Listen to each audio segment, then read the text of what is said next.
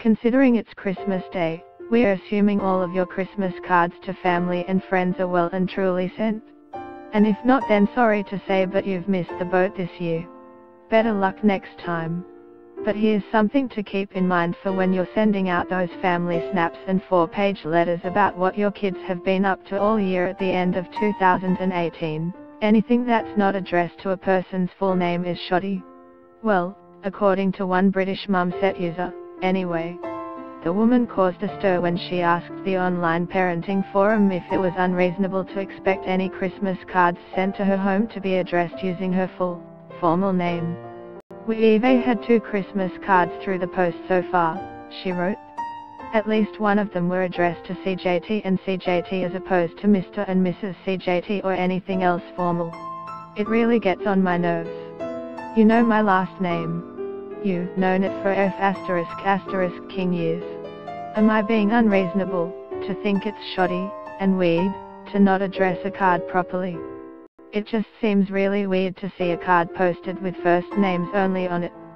Many users suggested that anyone who is close enough to know your home address and wants to send you a Christmas card should have the right to call you by your informal name.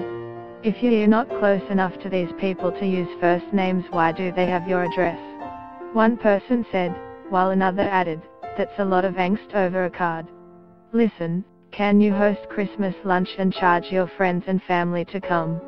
It's supposed to be a friendly greeting, not a complex test of etiquette," argued another user. Others said they would much prefer a card addressed to them by their first names, especially if it was being sent by friends. "Honestly, I think it's nice," one woman shared. "I actually would much rather have someone address a card to me and my husband by our first than by our titles. When people forget or get our titles wrong, it's kind of annoying. I can't say it bothers me at all. They do know my first name and call me by it after all," another added. Others still provided a bit of context around why, in 2017, some people choose to address their letters informally. "I do this when I can't spell the surnames and / or when it's an unmarried couple or kept her own name couple," one person said. "It's not a problem with Jones or Smith. But for things like Elliot, where I have to wonder about the number of LS and the number of TS, it's just easier.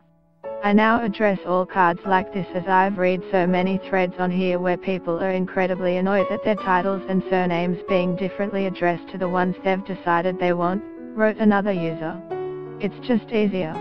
There's one thing all the commenters could, thankfully, agree on, that receiving Christmas cards from friends in the mail was one of the best things about the holiday season.